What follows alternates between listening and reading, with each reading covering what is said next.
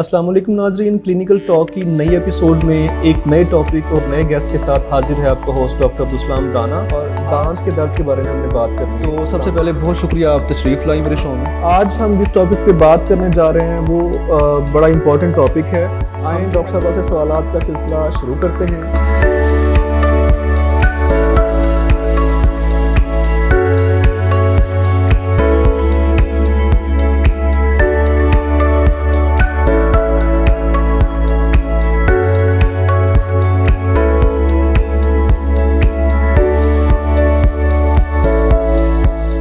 अस्सलाम वालेकुम नाज़रीन, क्लिनिकल टॉक की नई एपिसोड के साथ हाजिर है आपका होस्ट डॉक्टर अब्दुल राना। उम्मीद है आप सब खुश व खुर्रम ज़िंदगी गुजार रहे होंगे और हमारे अवेयरनेस प्रोग्राम से आप लोग फ़ायदा उठा रहे होंगे। आपको पता है कि हम लोग नए नए प्रोग्राम्स और नए नए टॉपिक्स के ऊपर शोज़ करते हैं ताकि आप लोगों को नई इन्फॉर्मेशन मिले। उसी सिलसिले को आगे बढ़ाते हुए आज हमने जिस टॉपिक पे बात करनी है, हमारा टॉपिक है डेविएटेड नोज़। ठीक है, कुछ लोग होते हैं, ख़ास तौर पे मैं ख़वातीन का जिक्र इसलिए करता हूँ कि कॉस्मेटिक्स प्रॉब्लम जो है ना उनको ज़्यादा होती हैं। अगर किसी की नाक थोड़ी सी मोटी हो तो वो खूबसूरती भी ज़ाहिर असरअंदाज होती है। अमूमन जो है ना, जो हमारी पुरानी बुज़ुर्ग वगैरह जब रिश्ता लेने के लिए भी जाते हैं तो पहले पहले लड़की का नाक देखते हैं और आँखें देखते हैं, कहते हैं लड़की का नाक मोटा। इस तरह के नुक्स अमूमन निकलते हैं, तो उन सब चीज़ों का हल भी मौजूद है। तो उसी टॉपिक पे हमने बात करनी है आज। तो जिनका नाक टेढ़ा होता है या उनको जो डॉक्टर्स हैं वो ये कह देते हैं कि जनाब आपके नाक की हड्डी बढ़ी हुई है, अमूमन ये यूज़ होती है एक लेमैन टर्म ना। तो हमारे साथ आज बहुत ही सीनियर प्रोफेसर साहब मौजूद हैं जो प्लास्टिक सर्जन हैं। अपनी जो डिग्री है MBBS की उन्होंने निश्तर यूनिवर्सिटी मुल्तान से कंप्लीट की, उसके बाद FCPS म्यू हॉस्पिटल से की। इसके अलावा सऊदी अरब में उन्होंने काम किया, नवाज शरीफ हॉस्पिटल लाहौर में उन्होंने काम किया। आजकल मुंसलिक हैं ख्वाजा सफदर मेडिकल कॉलेज और सिविल हॉस्पिटल सियालकोट के साथ। तो मैं वेलकम करता हूं प्रोफेसर डॉक्टर सरफराज चौधरी साहब। सर बहुत शुक्रिया आपके आने का, आपने वक्त दिया। बहुत शुक्रिया, थैंक यू वेरी मच आपका बुलाने का और हमें मौका देने का कि हम इस टॉपिक पे लोगों को कुछ अवेयरनेस दे सकें। जी, तो डॉक्टर साहब जो है ना वो प्लास्टिक सर्जन है। और सबसे पहला मेरा सवाल सर आपसे ये है कि हम आम लोगों को हमारे ये अवेयरनेस देने के लिए कि एक्चुअली प्लास्टिक सर्जरी जो है, एक स्पेशलिटी है, ये है क्या, इसके बारे में थोड़ा सा बताइएगा। जी थैंक यू डॉक्टर अब्दुल साहब। सर प्लास्टिक सर्जरी एक बहुत ही वाइड स्पेशलिटी है, लेकिन हमारे यहाँ शायद वो अभी तक कॉन्सेप्ट कुछ वो एज अ लाइटर नोट पे वो समझते हैं प्लास्टिक ही डाला जाता है। ऐसी बात नहीं है इसमें। प्लास्टिक सर्जरी अगर मैं कहूँ कि हेड टू टो इंसान की कोई भी बॉडी पार्ट इन्वॉल्व हो सकता है उस सर्जरी करने के लिए, और ज़रूरत पड़ सकती है तो गलत नहीं होगा। अच्छा, मैं उसको चंद मिसालों से आपको वाज़ेह करूँगा। अब मेनली हम प्लास्टिक सर्जरी को दो ग्रुप्स में डिवाइड करते हैं। ठीक है, में रिकन्स्ट्रक्टिव सर्जरी कि कोई चोट लग गई है, कोई ट्रॉमा हुआ है, और मोस्ट कॉमन जिसमें बर्न पेशेंट्स जल जाते हैं, डिफॉर्मिटीज़ हो जाती हैं, ठीक है, उसको हम रिकन्स्ट्रक्टिव ग्रुप में रखते हैं। दूसरा है कॉस्मेटिक ग्रुप। वो ऐसा है कि जो समझते हैं कि वो अपनी किसी भी बॉडी पार्ट से अपने तौर पे उनको सेटिस्फाई नहीं है, वो समझते हैं मेरी नाक जिस तरह से होनी चाहिए वैसी नहीं है, या मेरी टिप थोड़ी सी मोटी है, मेरी नाक थोड़ी सी छोटी है, बहुत शार्प टिप नहीं है, तो वो उसको इम्प्रूव करना चाहते हैं। तो ये सारे मसाइल, या बाकी पार्ट भी, सिर्फ नोज़ नहीं, बाकी भी बाज़ और ऐसे मसाइल हैं। सर के, मैंने कहा सर से लेके पाँव तक, जिस तरह किसी बाल्डनेस है, बाल गिर गए हैं तो हेयर ट्रांसप्लांट उसको ज़रूरत है। ठीक है, हमारे माशरती मसाइल भी, जिस तरह आपने इंट्रो में बताया है, बहुत ही ज़्यादा अब माशरती मसाइल हेल्थ के साथ अटैच हैं। बिल्कुल ऐसा। जिस तरह फीमेल्स में स्पेशली रिश्ते, अब जिस तरह आपने फीमेल्स को कहा कि बड़ी वो कॉस्मेटिक उनमें इश्यूज़ होते हैं, लेकिन अब मेल भी कम नहीं है उनमें बड़े प्रॉब्लम। मतलब ये है कि सोशल हमारा सेटअप ऐसा है कि लोग कंप्लेन लेके आते हैं कि जी मेरी नाक की वजह से मेरा रिश्ता नहीं हो रहा, इवन मेल्स जी। तो इस वजह से ऐसे भी प्रॉब्लम्स हैं। बाल्डनेस बहुत कॉमन है, हेयर फॉल का इशू हर किसी को है। उसके बाद फेस के ऊपर डिफरेंट प्रॉब्लम्स हैं, जिसमें आईलिड्स लटक जाती हैं, या किसी को लिप्स का इशू है, किसी पतले हैं वो उनको कराने के लिए है। पैदाशी तौर पे कान किसी के ज़्यादा आगे हैं तो हमारा माशरा, बच्चे उसको छेड़ते हैं किसी को। पैदाशी तौर पे तारू कटा हुआ है या होंठ कटे हुए हैं, उसकी डिफॉर्मिटीज़ हैं, वो फिर सोशली एक्सेप्टेबल नहीं होते। किसी की उंगली एक एक्स्ट्रा है किसी को वो टैबू बना देंगे कि यार इस तुम्हारी ऐसे है, तुम्हारा वैसे है। बच्चे अपने स्कूल में जाना नहीं पसंद करते कि मुझे बच्चे छेड़ेंगे। जी, पीयर टीजिंग बहुत कॉमन है इसमें। ऐसा है। तो ये सारे इश्यूज जो प्लास्टिक सर्जरी डील करती है। इस तरह बर्न एक बहुत बड़ा एक पूरी अलहदा से फील्ड है, क्योंकि हमारे यहाँ बर्न भी बड़ा कॉमन है। तो इट मीन्स कि अगर कोई किसी को ऐसा मसला हो और वो और खूबसूरत होना चाहता है तो उनको आपसे रुजू करना चाहिए। जी ज़रूर, क्यों नहीं। इसमें देखें, एक ये है कि पहली खूबसूरती किसी वजह से छिन गई है या पहले से जो है वो उससे सेटिस्फाई नहीं है, उसको इम्प्रूव करना चाहते हैं, दोनों सूरतों में। यानी कि अब नोज़ का ही हम उसका फॉर एग्जांपल लेके चलते हैं। नोज़ में जो प्रॉब्लम्स हैं, हो सकता है वो कंजेनिटल इशू हो, किसी का कंजेनिटली ही उसकी दरमियान वाली दीवार जिसको हम सेप्टम कहते हैं नोज़ का, वो DNS है, डिविएटेड नेज़ल सेप्टम। तो वो बाज़ दफ़ा पैदाइशी तौर पे ही टेढ़ा होता है, किसी एक तरफ को उसका झुकाव होता है, जिस वजह से एक तरफ उसकी सांस भी कम आ रही होती है, ब्लॉकेज होती है। जी, अब ये खूबसूरती का मसला नहीं है, ये इस वक्त फंक्शनल प्रॉब्लम है कि उसको सांस लेने में रुकावट है, ऑब्स्ट्रक्शन हो रही है उसकी उनकी वजह से एयरवे, खराटे वगैरह मुंह से सांस खराटे ले भी रहा हो होता है। सकते हैं, उसकी ग्रोथ बाज़ दफ़ा नोज़ की कम होती है, या उसके बाकी नोज़ की शेप भी डिफॉर्म्ड होती है, किसी एक तरफ को मुड़ी हुई है। ठीक है। इस वजह से भी लोग वो ज़्यादा फीलिंग भी होती है और माशरे में उनको टीज़ भी किया जाता है। डॉक्टर साहब, हम इसी टॉपिक को आगे बढ़ाते हैं। आपने अभी बात की ना डाइवेटेड नोज़ की, तो नोज़ किस किस वजह से एक तो ये डेविएशन होती है और उसके बाद जो है ना फिर इसका मतलब ट्रीटमेंट क्या है, वो थोड़ा सा आप गाइड कीजिएगा कि क्योंकि लोग घूमते रहते हैं फिजिशियंस के पास और वो क्योंकि इसके साथ कॉम्प्लिकेशंस भी कुछ होती हैं ना, इन सब पे आप प्लीज़ खुद ही जो है ना रोशनी डालिए। जी, जैसे पहले मैंने कहा कि इसमें एक तो होता है कंजेनिटली ही बाज़ बच्चों में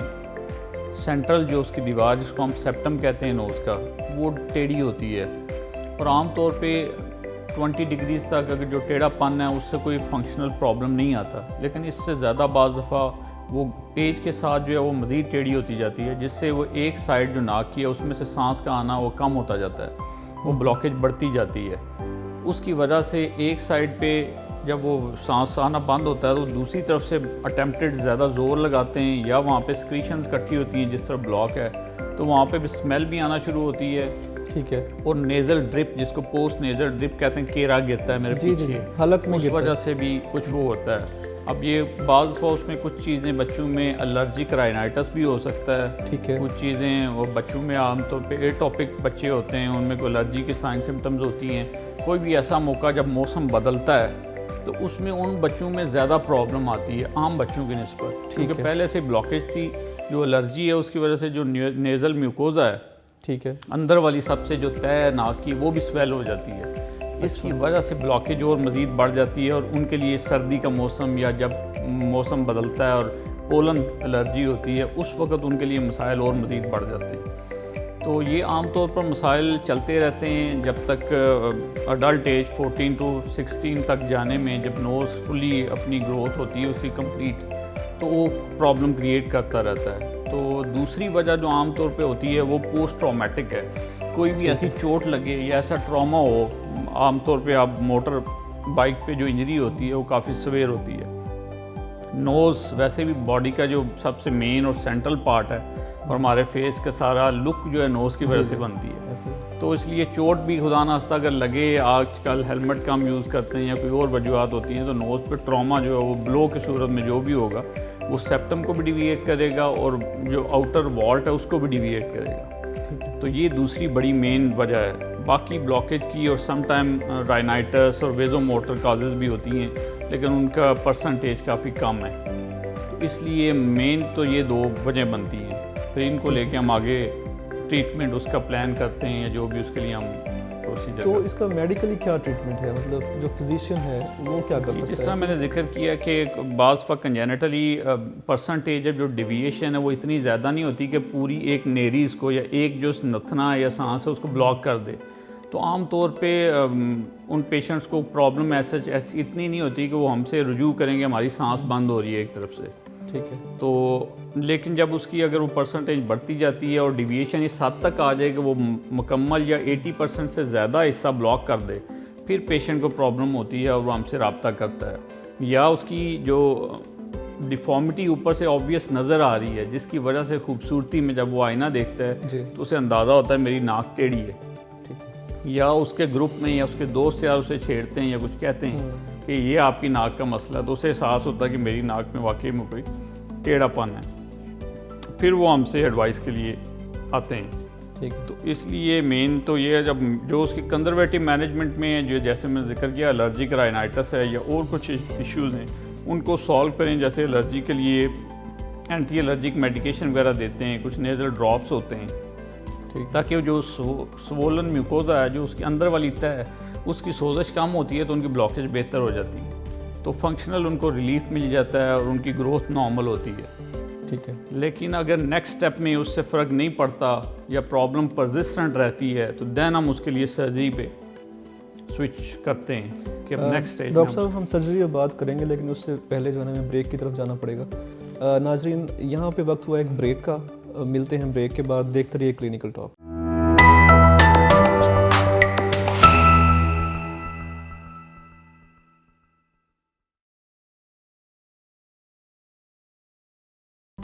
क्लिनिकल टॉक में दोबारा खुशामदीद।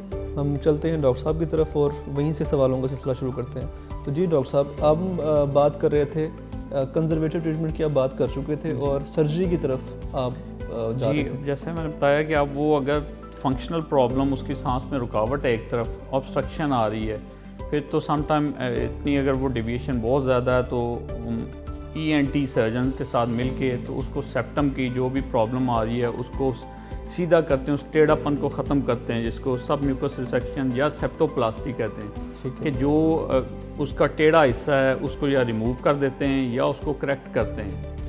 ठीक है जी। अगर वो डिफॉर्मिटी एक्सटर्नल भी है कि बाहर उसकी शेप में भी डिफॉर्मिटी आ रही है, उसमें फिर हमारा रोल ज़्यादा बढ़ जाता है एज ए प्लास्टिक सर्जन। हम उसको फिर राइनोप्लास्टी या कंबाइंड सेप्टो राइनोप्लास्टी करते हैं। ठीक है। कि उसमें हम जो सेप्टम का टेढ़ापन है वो भी सही करेंगे, और अगर एक्सटर्नल वार्ट जो उसकी बोन्स हैं वो टेढ़ी हैं या और भी कोई डिफॉर्मिटी है, जिस तरह से आम तौर पे अगर नाक मेरी टिप मोटी है, आम लोगों को होता है कि मेरी चोंच वाली नाक नहीं है या बड़ी शार्प नहीं है, हमारे यहाँ बड़ी डिमांड होती है कि नाक की जितनी उठी हुई हो और जितनी उसकी शार्प टिप हो वो पसंद की जाती है, एक ब्यूटी नॉर्म है हमारे।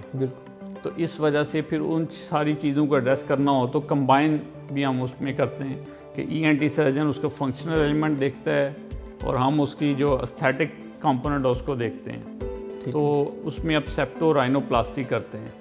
राइनोप्लास्टी में फिर आगे डिफरेंट वो आगे आ जाती हैं हमारी कि हमने उसको किस चीज़ को एड्रेस करना है। पहले डिटेल्ड इवैल्यूएशन पेशेंट की कि उसकी टिप का इशू है, उसके डॉर्सम का इशू है या उसका कोई और प्रॉब्लम है, उसको हम आइडेंटिफाई करते हैं, उससे डिस्कस करते हैं, उसको रियलिस्टिक एक्सपेक्टेशंस पे भी लाना होता है। जी बिल्कुल। बाज़ दफ़ा पेशेंट, अब इसमें एक प्रॉब्लम जो इसमें ऐड हो जाता है साइकोलॉजिकल फैक्टर है।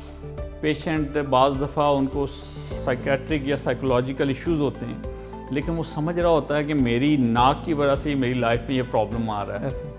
ठीक है जी। बॉडी डिसमॉर्फिक डिसऑर्डर इसको कहते हैं। बाज़ दफ़ा समझते हैं मेरी जॉब चली गई है तो शायद मेरी नाक अच्छी नहीं थी, मुझसे कस्टमर इम्प्रेस नहीं हुए, या मेरी शादी नहीं हो पा रही सिर्फ नाक की वजह से ही है। तो इस तरह से उनको भी हमने टैकल करना होता है ताकि वो रियलिस्टिक उनको एक्सपेक्टेशंस में लेके आएँ, क्योंकि लाइफ में जितने भी प्रॉब्लम्स हैं इंसान उसको कहीं ना कहीं उसको एड्रेस करना चाहता है, लेकिन वो समझता है चल मेरी फिजिकल प्रॉब्लम जो उसकी वजह से सब कुछ है। उसकी परसेप्शन ये होती है कि शायद मैं खूबसूरत नहीं हूँ तो और मेरी खूबसूरती कम होने की वजह मेरा नाक है। बिल्कुल तो वो उस पे जो है ना नाक पे सारा इल्ज़ाम डाल देता है। लेकिन नाक हमारी इतनी सेंट्रल ऑर्गन है और ऐसा प्रोमिनेंट वो ऑर्गन है कि आप हमारे मुहावरों में भी आता है हमारी नाक कटवा दी या ये हुआ, इस वजह से लोग बड़े ज़्यादा कंसर्न होते हैं इसके बारे में। जी। तो इसी वजह से अब इस चीज़ को एवेल्यूएशन पहले करना और पेशेंट के साथ डिस्कस करना कि उसका क्या प्रॉब्लम है, उसको हम कितना एड्रेस कहाँ से करेंगे, तो उसके मुताबिक हम उसको लेके प्लान उसका करते हैं। जिस तरह पूरी बॉडी का देखें, लियोनार्डो डी विंसी ने बड़ी मेजरमेंट्स की थी कि पूरी बॉडी के प्रोपोर्शंस बड़े कैलकुलेटेड हैं। इसी तरह से हमारी नाक भी अल्लाह ताला ने बड़ी प्रोपोर्शनेट बनाई है। हम फेशियल थर्ड्स समटाइम कहते हैं कि फेस को 3 हिस्से में डिवाइड करते हैं, हेयर लाइन से लेके ग्लैबेला तक, ये जो आईब्रोज के लेवल पे, आईब्रोज से लेके नोज़ के नीचे तक और उससे नीचे चिन तक, ये तीनों बराबर आते हैं मेजरमेंट्स। इसी तरह जब आप अगर मैयर हम करें इसको एंथ्रोपोमेट्रिक मेजरमेंट्स कहते हैं। अगर एक आई की और दूसरी आई की जो मेजरमेंट करें तो इन दोनों के जो दरमियान में स्पेस है वो भी बराबर होती है साई के। माशाल्लाह। तो इस तरह से बड़ी कैलकुलेटेड प्रोपोर्शंस होती हैं। फिर हम पेशेंट को उसमें एक्सप्लेन करते हैं कि हम आपकी टिप का ये इम्प्रूव कर सकते हैं। अगर ये बैठी हुई है तो इसको उठाएंगे कि इसके अंदर कुछ नरम हड्डियाँ जिसे हम कार्टिलेज कहते हैं उसको सपोर्ट करेंगे। अब उसको सपोर्ट करने के लिए हमारे पास काफ़ी सारी प्रोसीजर्स हैं जो हम उनको इन्फॉर्म करेंगे कि हो सकता है उसमें हम कहीं और से आपकी हड्डी थोड़ी सी नरम लेके डालें। वो हड्डियाँ हम उसी के सेप्टम से जो टेढ़ा है उसी को निकाल के हम उसके ऊपर डाल के उसकी टिप उठा देंगे। ताकि उसको एक जगह से उसकी जो फंक्शनल प्रॉब्लम थी, ब्लॉकेज थी, वो बेहतर हो जाए, साथ ही साथ उसकी नाक की टिप ऊंची हो जाए, उसकी खूबसूरती भी बढ़ जाए। ठीक है। बाद उसके फिर हम उसके मज़ीद ये कर सकते हैं कि उसकी लेंथ उसकी छोटी है, उसको लेंथ को बड़ा करने के लिए ग्राफ्ट्स डाल सकते हैं। उसके बाद अगर उसके फ्लेयरिंग ज़्यादा है, बाज़ कहते हैं मेरे नथने बहुत बाहर को निकलते हैं, उनको हम छोटा कर सकते हैं ताकि उसकी जो डिज़ायर्स हैं उसको जिस हद तक हम जा सकते हैं उसको मॉडिफाई करके उसके लिए ज़्यादा से ज़्यादा एक्सेप्टेबल बनाया जाए। डॉक्टर साहब, प्रोग्राम में यहाँ वक्त हुआ एक ब्रेक का, तो चलते हैं ब्रेक की तरफ। नाजरीन, आपसे दोबारा मिलते हैं, देखते रहिए क्लिनिकल टॉक।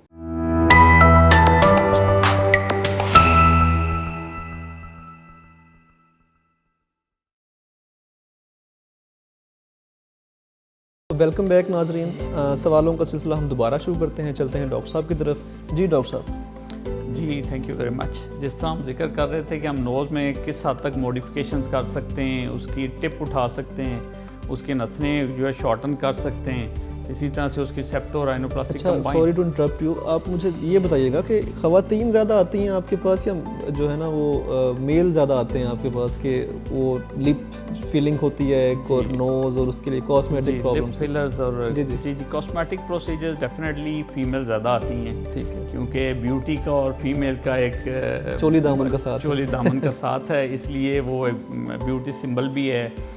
और लेकिन अब यह है कि मेल्स में भी काफ़ी ज़्यादा हो रहा है, नोज़ को स्पेशली लेके और इस तरह की चीज़ें जो कॉस्मेटिक प्रोसीजर मेल पेशेंट्स में भी काफ़ी वो बढ़ते जा रहा है रुझान उसका। अब इसी तरह जिस तरह आपने लिप फिलर्स का जिक्र किया है, तो इसी तरह से नोज़ के अंदर हम सम टाइम लिक्विड राइनोप्लास्टी भी करते हैं कि सर्जरी, जो बाज़ लोग बड़े सर्जरी से डरते हैं, कहते हैं सर्जरी ना हो उसके अलावा कुछ भी हो जाए, तो हम उसको जो फिलर इंजेक्शन है उसी से, बाज़ बार किसी की नोज़ छोटी हो, कहते हैं थोड़ी सी उठा लें ऊपर, तो वो फिलर्स के इंजेक्शन के साथ हम उसकी ऑगमेंटेशन करते हैं। अच्छा। ताकि उसका डॉर्सम जो है और मज़ीद ऊंचा हो जाए, बजाय इसके कि कहीं से हड्डी लेके डालें या नरम हड्डी डालें कार्टिलेज लेके, तो वो उसको फिलर के साथ हम उसको उठा लेते हैं। जो रिस्क फ्री होता है फिर ये वाला प्रोसीजर? ऑलमोस्ट रिस्क फ्री होता है, लेकिन definitely life long some time नहीं होता, बहुत लंबे अरसे तक भी चलने वाली अब फिलर्स हैं जिसकी वजह से काफ़ी अरसा उसका वो शेप बरकरार रहती है, लेकिन ये परमानेंट इसको नहीं कह सकते। तो लेकिन जिन पेशेंट्स को सर्जरी से या बहुत ज़्यादा खौफ होता है या वो होता है, उनके लिए एक बड़ी ब्लेसिंग है। तो इसी तरह से बात छोटे छोटे और प्रोसीजर्स हैं जिससे हम उसको मज़ीद हेल्प कर सकते हैं नोज़ में, स्पेशली टिप राइनोप्लास्टी में उनके कोई और ऐसे इश्यूज़ हैं हम उनको सॉल्व कर सकते हैं। तो पेशेंट ताकि माशरे में रहने के लिए उनको एक्सेप्टेबल, उनके अपने माइंड में भी और माशरे में भी उनको ज़्यादा से ज़्यादा लोग रिस्पेक्ट दें और अपने आप को ज़्यादा कॉन्फिडेंट फील करें, तो हमारी कोशिश होती है कि उनको ज़्यादा हेल्प करें और ताकि ज़्यादा खुद एतमादी के साथ अपनी ज़िंदगी में जी सकें। सर, आप ख़वातीन के लिए तो एक फ़रिश्ता बन के आए हैं, तो जो लोग हमारा शो देखेंगे, अगर आप लोगों का कोई भी क्वेश्चन हो तो आप लोगों ने कमेंट सेक्शन में डालना है। इंशाल्लाह हम डॉक्टर साहब से फिर रब्ता करके और इनसे ज़रूर जो है ना आप मसले का हल पूछेंगे इंशाल्लाह। तो डॉक्टर साहब, बहुत शुक्रिया, आप तशरीफ़ लाए और आपका टाइम आई नो कि बड़ा वैल्यूएबल है और आप बड़े बिजी भी थे। Thank you. तो सुंदस फाउंडेशन आपने विज़िट किया, थोड़ा सा इसके बारे में क्या कहेंगे, कैसा लगा आपको यहाँ? जी डॉक्टर अब्दुल साहब, मैंने विज़िट किया और बड़ी खुशी भी हुई मुझे देख कर के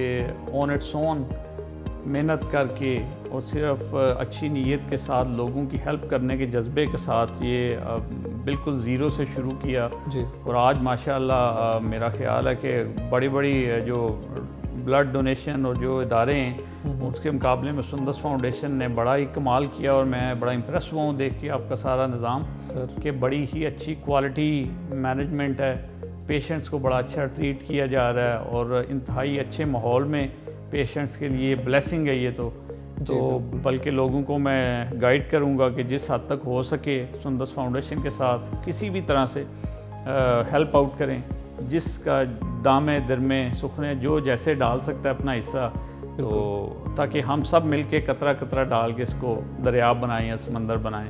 अल्लाह करे मज़ीद बड़े फूले और लोगों को हेल्प होती रहे। आमीन। तो मेरा आखिरी सवाल सर आपसे ये होगा, मेरा शो है क्लिनिकल टॉक, ये भी बेसिकली एक अवेयरनेस प्रोग्राम है जो पेरीफ्रीज के लोग हैं, जिस तरह अब इवन कि मैं मेरी 2 पोस्ट ग्रेजुएशंस हैं और उसके बावजूद जो चीज़ें आज मुझे आपने बताई ना, इनमें से बहुत सारी चीज़ें ऐसी थी जो मुझे भी आइडिया नहीं था। तो आप ये सोचें कि एक लेमैन को ये चीज़ें नहीं पता होंगी बिल्कुल भी। तो हमारा शो देख के बहुत सारे जो ख़वातीन हैं जो डिप्रेस्ड हैं अपने मतलब कॉस्मेटिक प्रॉब्लम्स की वजह से, तो उनको भी सोल्यूशन जो है ना यहाँ से मिलेगा इंशाल्लाह। तो क्लिनिकल टॉक के बारे में क्या कहेंगे आप?